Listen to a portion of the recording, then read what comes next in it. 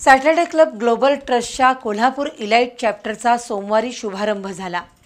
उद्योजक सचिन शिरगावकर यांच्या प्रमुख उपस्थितीत हा कार्यक्रम झाला।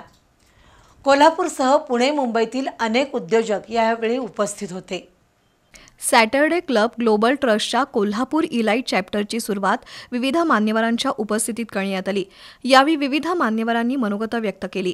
कोल्हापुरातील किमान 10 उद्योजकांचं मुंबई स्टॉक एक्सचेंजमध्ये नाव आणण्यासाठी सर्वांनी प्रयत्न करूया असं आवाहन ज्येष्ठ उद्योजक सचिन शिरगावकर यांनी केलं।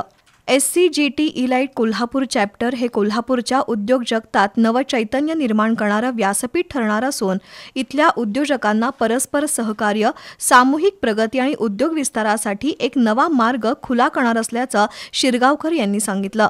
सेवा क्षेत्रात 5 कोटींवर वार्षिक उलाढाल आणि उत्पादन क्षेत्र 10 कोटीवर वार्षिक उलाढाल असणाऱ्या उद्योजकांचा इलाइट चॅप्टरमध्ये समावेश असणार आहे।